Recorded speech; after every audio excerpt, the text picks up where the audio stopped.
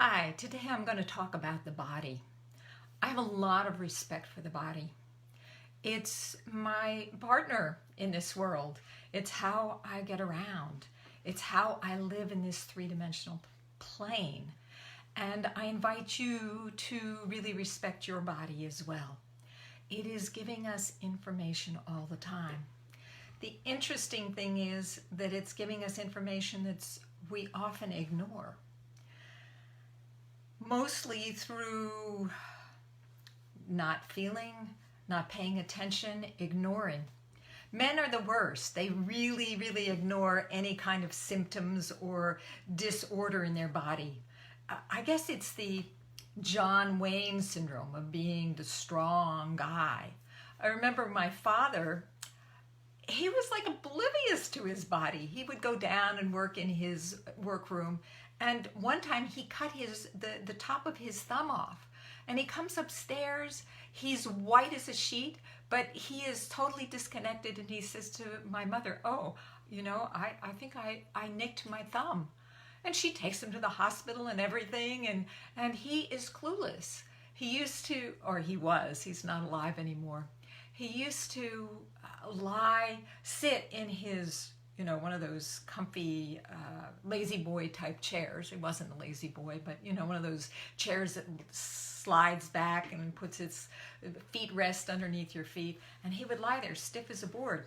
And my mother would say, are you comfortable? And he'd say, "Oh yes, I'm fine." And he was in incredible pain, but he had turned off his ability to be aware of the senses of his body. He just had cut them off a long time ago. So why does that happen? I mean, actually, these bodies are designed to give us all kinds of very important information. Hi, thanks for joining. So they give us this incredible information about our well-being, about our mind, about things psychologically that we haven't been handling. But what do? We ignore them. Now, I have to say, for years, I was the same. When I was a child, I tamped down my feelings. And I also modeled after my father. And so when about 15, 20 years ago, I dislocated my shoulder and actually had an avulsion fracture. I was very slow to get help. And when I had an ovarian cyst rupture, I rode to work on a bicycle that day. I mean, there's this disconnect from the body, and we're not taught to pay attention. Yet the body has got really valuable information for us. It is speaking to us all the time. I recently had a client who came to me because her eyes were burning, and her body, the nerves in her skin were also acting out. And I'm not a health practitioner. I do not help people with physical ailments like doctors or naturopaths. I don't approach the body that way. I approach the body as a body listener. I listen to what the body is saying, and I help people to identify what it is that they need based on what the body is saying. So I have found in my 20 years of coaching, psychosomatic training, my PhD in psychosocial analysis, that the body is probably our best source of information about ourselves, because it doesn't lie. It tells the truth. Our minds will tell us all kinds of craziness, but the body will tell us the truth. Now here's the thing. The body is designed to keep us alive. It has a very primitive mechanism of flight, flee, freeze to keep us alive. And that's been, hi, thank you for joining. The fight, flee, freeze mechanism has evolved through the development of other organisms to have additions to it. So in human beings, we have emotions. Emotions are part of our survival mechanism. It was supposed to be an upgrade. It's a little tricky, but when our emotions are stimulated, it's a way to discern whether or not a particular circumstance is dangerous or not. And so we use our emotions, and they are triggered by past experiences to determine whether or not we need to fight, flee, or freeze. You know, what's the best response? Hi, thank you for joining. Anyway, when those emotions are triggered, it's not just like emotions, like, oh, emotions. They are actually produced by chemicals in your body. They are powerful. I'm sure if you have ever been angry or really pissed off, how difficult, hi, thank you for joining, how difficult it is to rein those emotions back. Or if you're grieving, you know, it's like, it's very hard to hold that. Although I have to say, there are plenty of people out there in the world who have developed very, very strong mechanisms for repressing their feelings. The problem is, it's not a good solution. The emotions and the chemistry involved in those emotions that enable you to fight, flee, or freeze, that chemistry is meant to be released, to not stay stuck in your body. And when it stays stuck in your body, it can make you sick. That's the key. It can make you sick. And there is a book by Don Colbert called The Deadly Emotions, or Deadly Emotions, and he talks about all the emotions, particularly anger or grief or depression, that affect our health, and all the medical studies that show that our emotions can affect our health. So it's really important for you to develop a way to handle your emotions that doesn't involve repressing them. But of course, it's difficult in this society. First of all, a lot of times we're taught to tamp down our emotions, to not pay attention to our emotions. I, for example, learned to repress my emotions because at a very young age, at the age of 2, my father left me. I mean, not forever, but long enough for a 2-year-old to really freak out. I had bonded with him, and he was transferred to Japan. And so I'm sure I screamed and cried for a long time. But you can scream and cry for just so long, and then you actually start to get dehydrated. And if it does not produce the result it's supposed to produce, which in the case of children, your crying is supposed to get a response from your parents so that hi, thank you for joining, that they will take care of you. But in my case, my mother had 2 other children. She was trying to move a whole family to Japan, and so she wasn't able to really attend to my emotions. So I learned the habit of tamping down my feelings. And hence, you know, when I had that ovarian cyst, and when I had dislocated and had an avulsion fracture, I ignored it. Now, part of it was tamping, part of it was a behavior of my parents of not paying attention to illness or paying attention to your body. So let's go a little bit deeper. When you don't pay attention to your body, the issue that caused the emotions is not resolved. And when you hold your emotions in, you're actually constricting the flow of fluids in your body. You're constricting your muscles.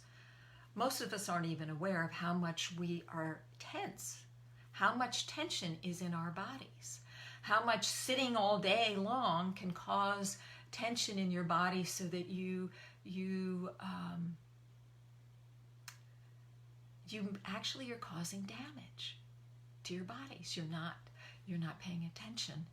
And we've been doing it for so long. I mean, I used to do an experiment with in my workshops where people would hold their hands in a fist, and they would just clench that fist for a long, long, long, long time, like 5 minutes. And then they would realize how that felt in their hands, and it hurts.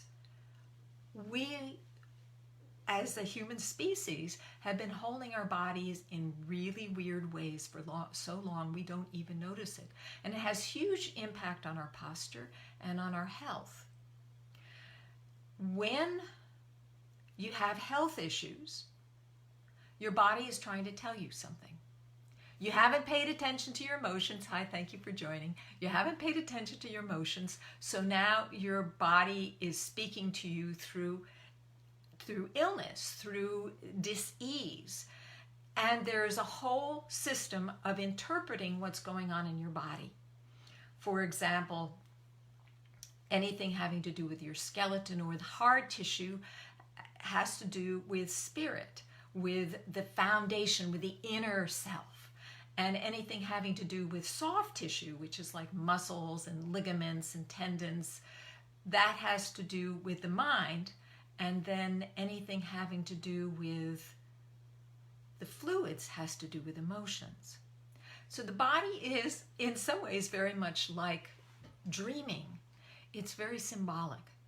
And if you identify where your dis-ease or discomfort is in your body, you can actually start to read or hear what your body is trying to tell you. Now, by the time the issue is a physical discomfort, you probably are going to need medical or intervention as well as mental intervention. But I always say use everything you can. I have noticed in my own life that if I have an accident, if I cut my finger, that this has meaning, that my body is trying to tell me maybe I need to slow down.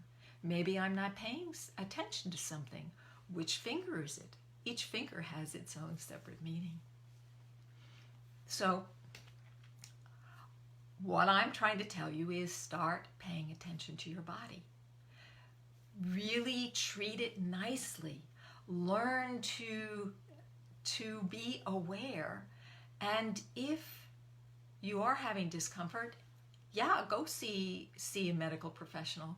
But you might also want to take a look at what's going on inside your mind and in your emotions. What have you not been paying attention to? And that's the kind of work I do.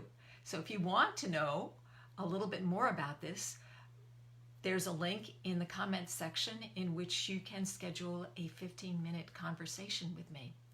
And we can see what issues are cropping up in your life, especially if it's a health issue that's challenging to you. If you have, if you're tired or you have a disability, this can really make a difference. I have a client right now who came to me. She could hardly move at all. And through working with me, she's actually gained a whole lot more capacity. I had another client who came to me, I think I already mentioned her, that was having trouble with her eyes and her the nerve endings in her body. And her body was telling her, and we listened to the body, and the body was telling her that she needed to leave the job that she was in because it was detrimental to her health. It's very hard, though, to do that because, we get dependent on the money and the income.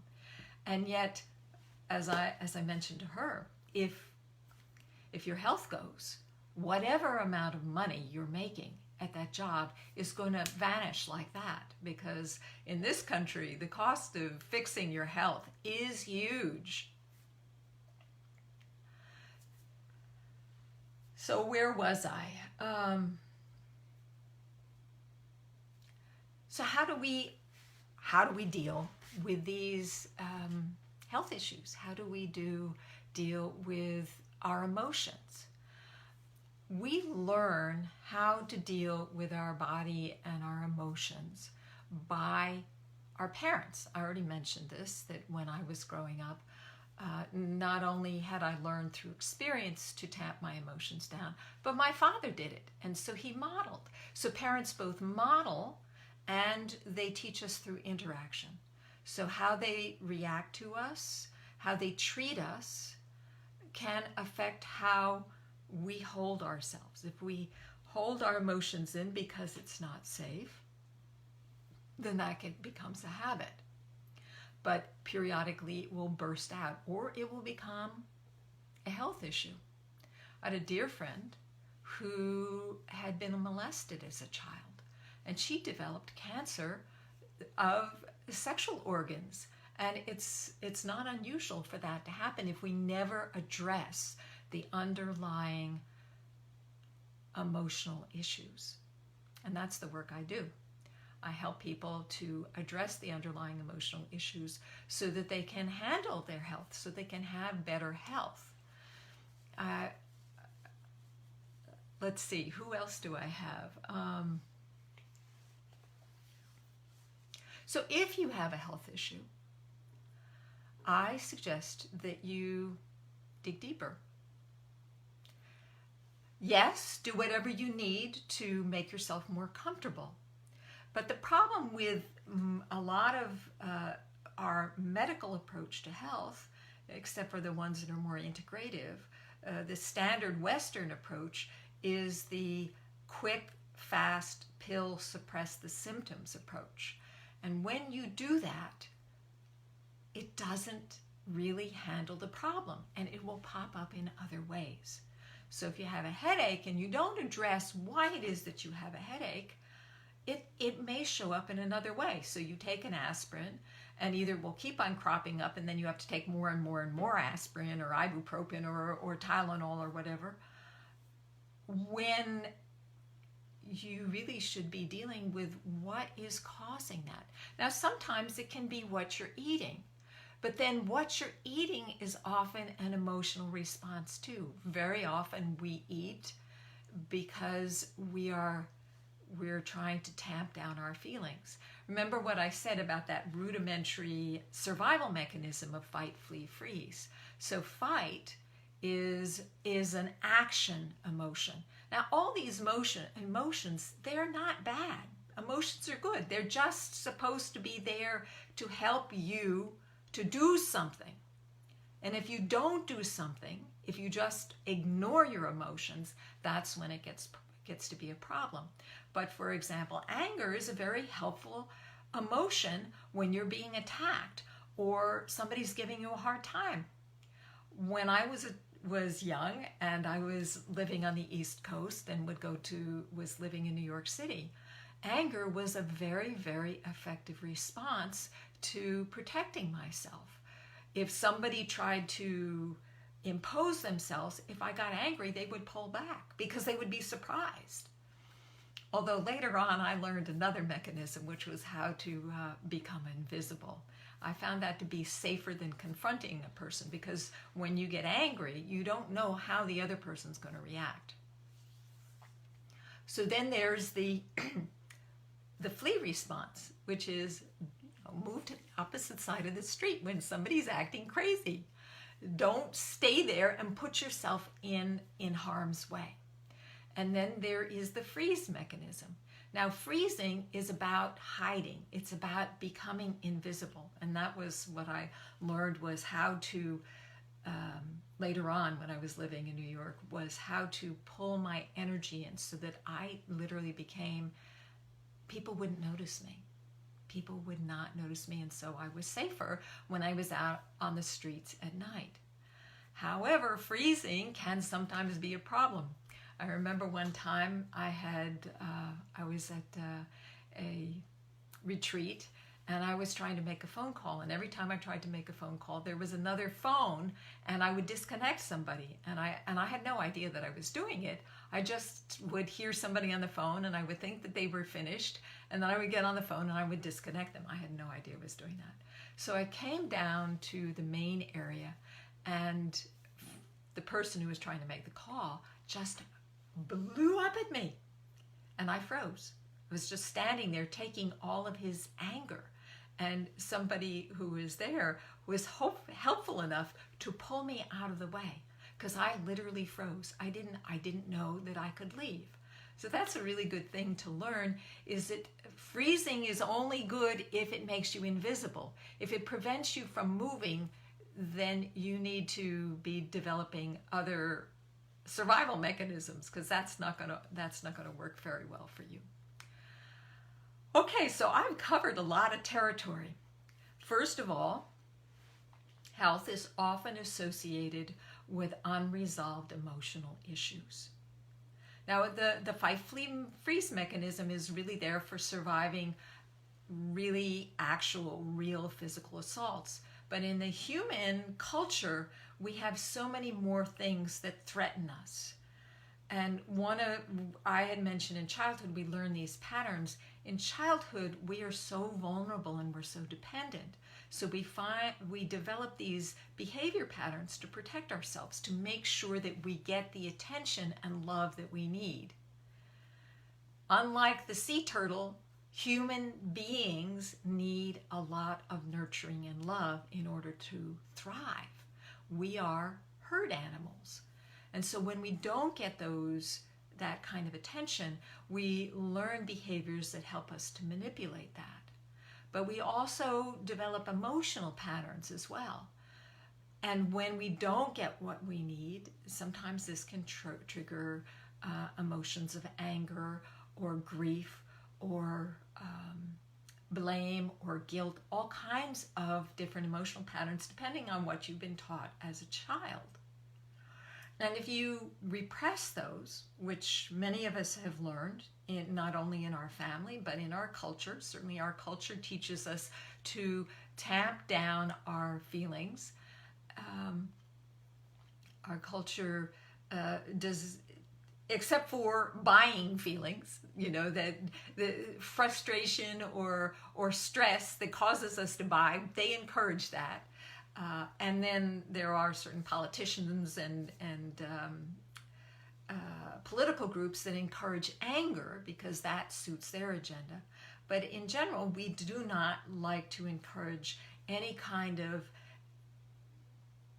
expressive emotion, except maybe happiness. And oftentimes that can, hi, thank you for joining, sometimes that can turn to anger very easily, because the excitement, it's the sympathetic nervous system actually activates a lot of energy, and you can switch from one to the other.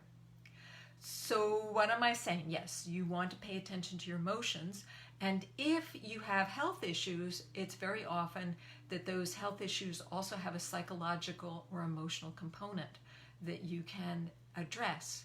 If you would like to have some support with this, if you would like to find out what might be going on with you and find out how I work with people who are having health issues, click on the link and let's have a conversation. So let's see if there's any last thing. Oh yes, so hi, thanks for joining. So the mental part of your health, we're often told that how we think is going to affect our health, and it does. It has a huge influence. There was a scientist, Antonio Damasio, who did studies of how what you think has a huge influence on how your body feels. Your body and your mind are thinking together all the time. However, if you just tap to change your mindset, but you don't deal with the emotional trauma, hi, thank you for joining, love. If you don't deal with the emotional issues underneath, the tapping is not going to work. It will work for a few minutes, but you actually need to release those emotions. Same with mindset work. You cannot force new thoughts if you don't deal with the emotions that are still residing in your body. And if you don't deal with those emotions residing in your body, they can turn into physical complaints and issues. Thank you. Thank you. So that's pretty much all I have to say for today. If you want to have a conversation, let's have a conversation. If you're having health issues, it could be an emotional and mental problem that you might want to address. So have a conversation with me and find out. The body is this amazing organism, and all of it is connected. And especially now around the holiday time, it brings up a lot of emotions from the past, a lot of biology or biography of what's happened in the past. And sometimes we aren't even aware of it. But having, they talk about emotional intelligence, of learning how to handle your emotions. But oftentimes this is controlling your emotions. I like the term emotional hygiene, which is recognizing that you have emotions and sometimes you just need to release them and to let them go. And if you're having trouble doing that, let's have a talk. That's all for today. You have a great day and bye for, be brilliant and bye for now.